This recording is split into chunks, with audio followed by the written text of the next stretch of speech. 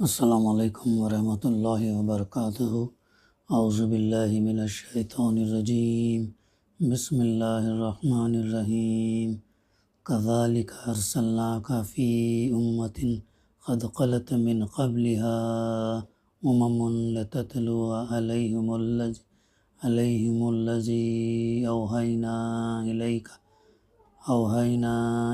وهم یکفرون بالرحمن قل هو ربی لا الہ الا ہو علیہ توکلت والیہ متاب۔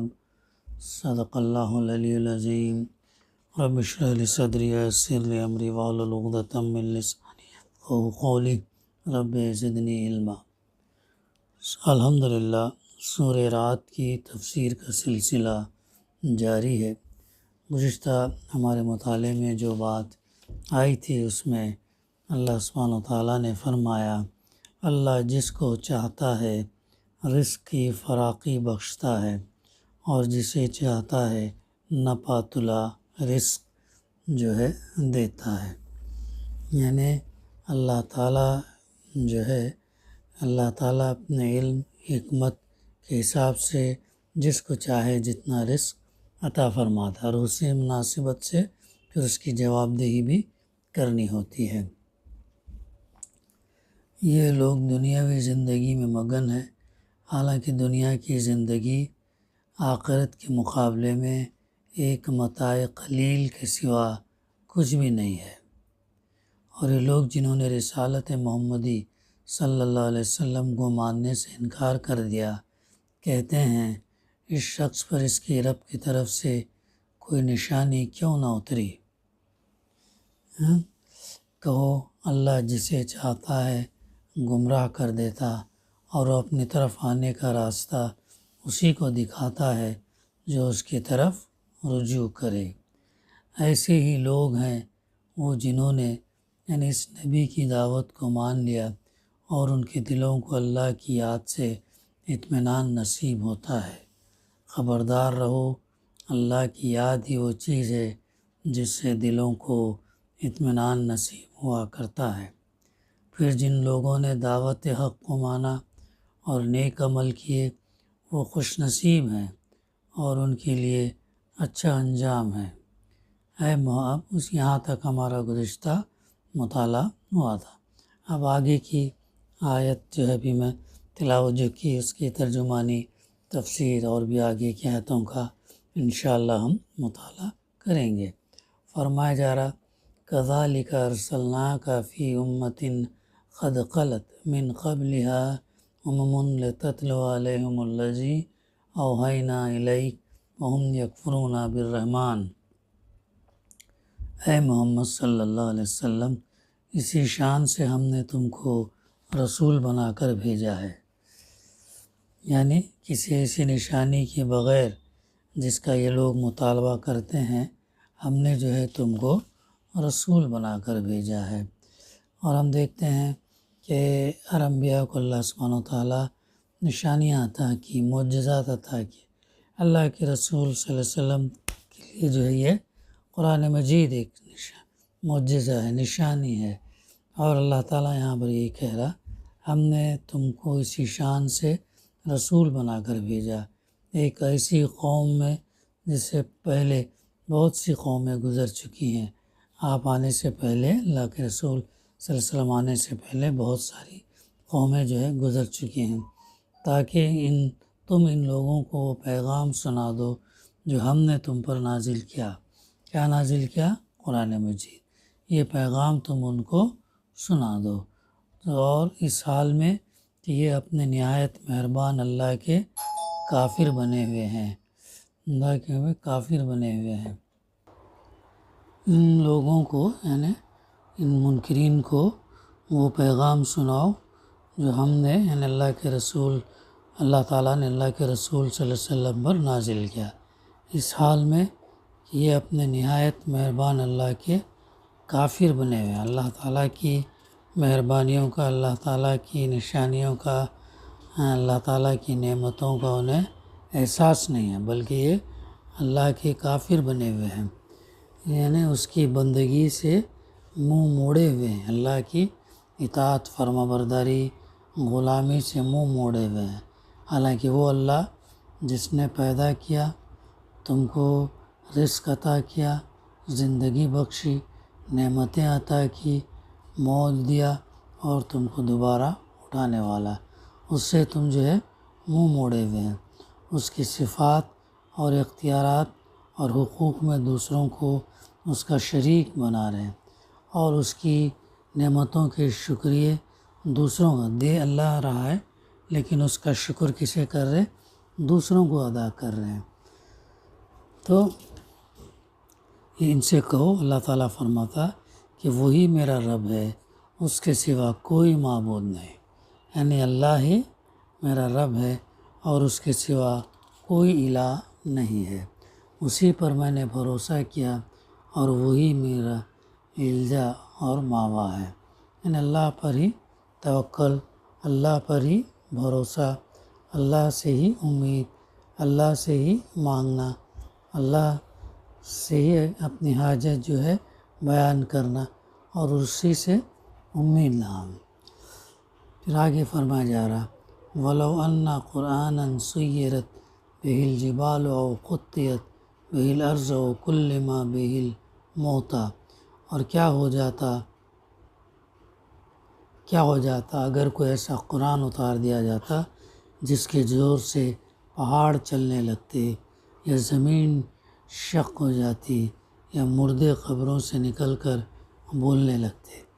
اب یہاں پر اس کی تفسیر میں ہے، اس آیت کو سمجھنے کے لیے یہ بات پیش نظر رہنی ضروری ہے کہ اس میں خطاب کفار سے نہیں بلکہ مسلمانوں سے ہے۔ مسلمان جب کفار کی طرف سے بار بار نشانی کا مطالبہ سنتے تھے تو ان کے دلوں میں بے چینی پیدا ہوتی تھی کہ کاش ان لوگوں کو کوئی ایسی نشانی دکھا دی جاتی جس سے یہ لوگ قائل ہو جاتے۔ پھر جب وہ محسوس کرتے تھے کہ اس طرح کی کسی نشانی کے نہ آنے کی وجہ سے کفار کو نبی صلی اللہ علیہ وسلم کی رسالت کے متعلق لوگوں کے دلوں میں شبہات پھیلانے کا موقع مل رہا ہے، تو ان کی یہ بے چینی اور بھی زیادہ بڑھ جاتی تھی۔ اس پر مسلمانوں سے فرمایا جا رہا کہ اگر قرآن کی کسی صورت کے ساتھ ایسی اور ایسی نشانیاں ایک دکھا دی جاتی تو کیا واقعی تم یہ سمجھتے ہو کہ یہ لوگ ایمان لے آتے؟ سوال کیا ہے، کیا تمہیں ان سے یہ خوشگمانی ہے کہ یہ قبول حق کے لیے بالکل تیار بیٹھے ہیں؟ صرف ایک نشانی کے ظہور کی کسر ہے۔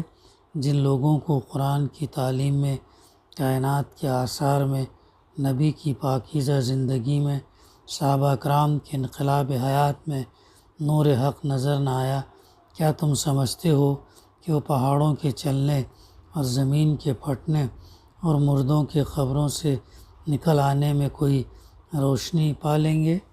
یہ مفسر اس آیت کی ضمن میں یہ تفسیر لکھتے ہیں، یعنی ان کی ہٹ دھرمی، ان کی انا، ان کی ضد اتنی سخت تھی کہ کچھ بھی یہ کرو وہ جو ہے اپنے آپ کو راہ راست پر ڈالنے کے لیے تیار نہیں تھے، حالانکہ تمام چیزیں وہ اپنی آنکھوں سے مشاہدہ کر رہے تھے۔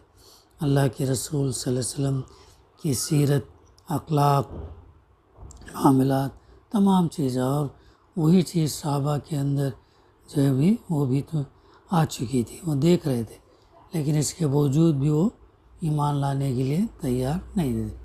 تو اللہ تعالیٰ آگے فرماتا بلکہ اس طرح کی نشانیاں دکھا دینا کچھ مشکل نہیں ہے، اللہ سبحانہ و تعالیٰ کو نشانیاں دکھا دینا کچھ بھی مشکل نہیں ہے، بلکہ سارا اختیار ہی اللہ کے ہاتھ میں، ہر چیز کا اختیار اللہ کے ہاتھ میں، پوری قدرت اس کے ہاتھ میں۔ اگر وہ صرف یہ کہہ دے کن فیکون، ہو جا، اور وہ چیز جو ہے ہو جاتی، اسباب کی اس کو ضرورت نہیں ہے، بغیر اسباب کی بھی اللہ تعالیٰ وہ کام کر جائے۔ تو کیا تو یہ بات بتائی جا رہی، سارا اختیار اللہ ہی کے ہاتھ میں ہے، یعنی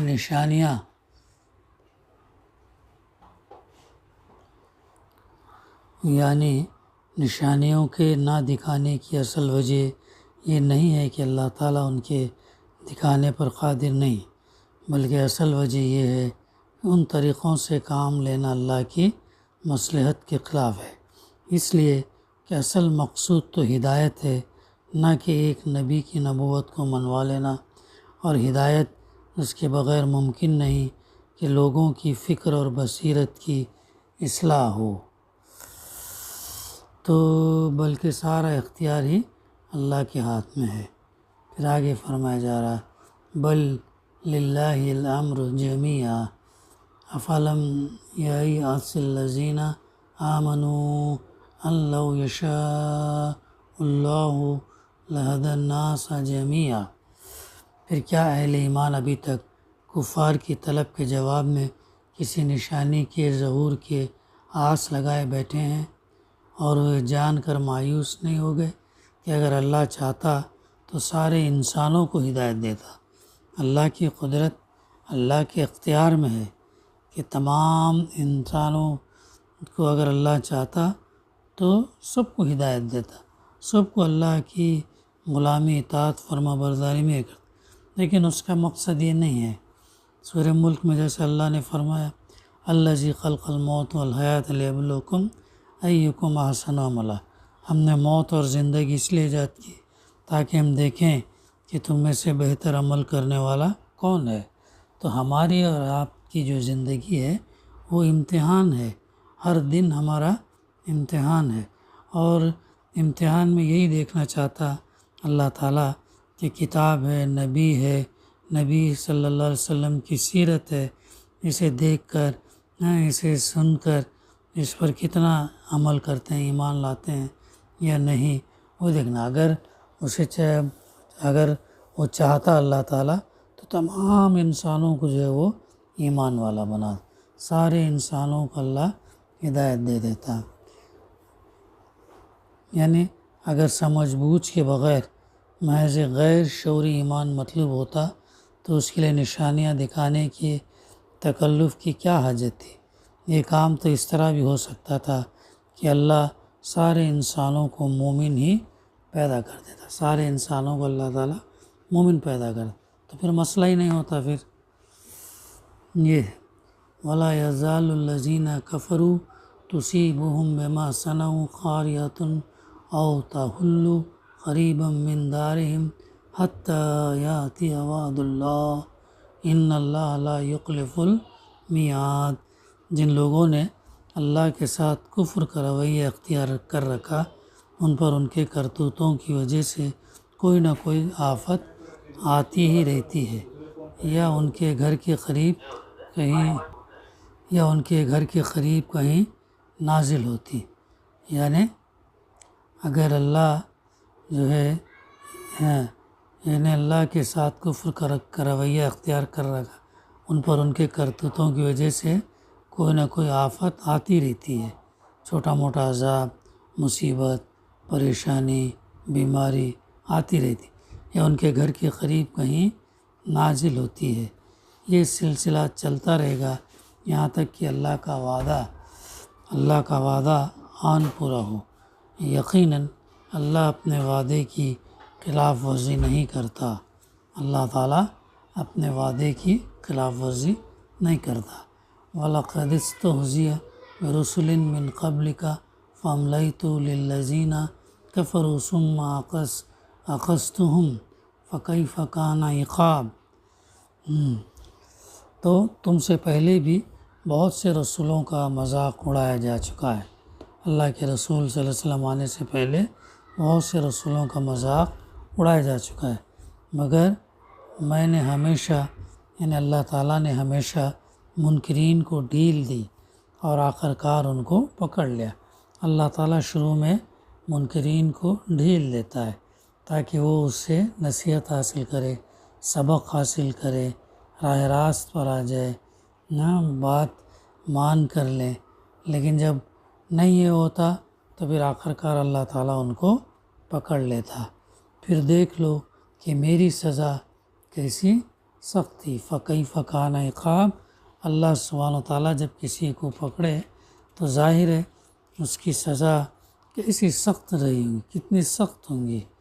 یہ تھی چند ان آیتوں کے ضمن میں مختصر سی تفسیر دعا ہے کہ اللہ سبحانہ و تعالی ہمیں کہنے سننے سے زیادہ عمل کرنے کی توفیق عطا کرے۔ ربنا تقبل منا انک انت السمیع العلیم وتب علینا انک انت التواب الرحیم۔ صلی اللہ تعالی علی خیر خلقی وعلی آلہ اصحابہ اجمعین۔ الحمد للہ رب العالمین۔